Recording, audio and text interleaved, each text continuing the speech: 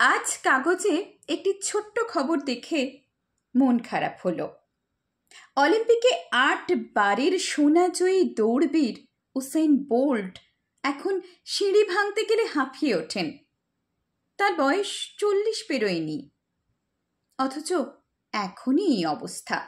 বোল্টের গোড়ালিতে চোট, মেরুদণ্ডেও সমস্যা আছে। নিজেই বলেছেন সিঁড়ি ভাঙতে গেলে হাঁপিয়ে যাই। কিন্তু মাত্র 16 বছর আগে তিনি ছিলেন বিশ্বের দ্রুততম মানব সন্তান।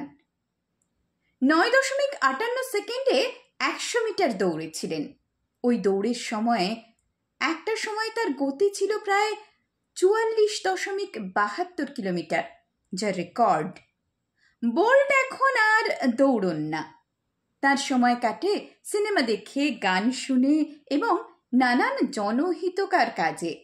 স্ত্রী এবং 3 সন্তানকে নিয়ে তিনি এখন হরিপদ কেরানি টাইপ সংসারী মানুষ। কিছুদিন আগে আরেকটি দৃশ্য দেখে বিমর্ষ হয়ে পড়েছিলাম। পণ্ডিত হরিপ্রসাদ চৌরাশিয়া বাঁশিতে ফুঁ দিচ্ছেন, কিন্তু বাঁশি থেকে সুর বেরোচ্ছে না।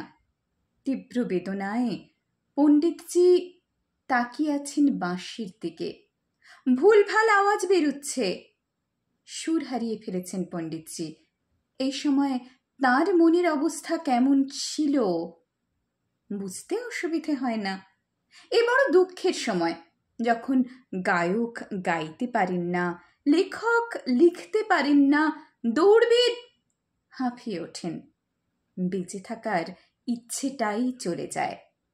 যে কাজ আমি করতে পারি সেটাই যদি আমার থেকে দূরে সরে যায়, তাহলে বেঁচে থেকে কি হবে? এমন ঘটনা অনেকের জীবনেই ঘটে। ঘটে না শুধু রাজনীতিবিদদের জীবনে।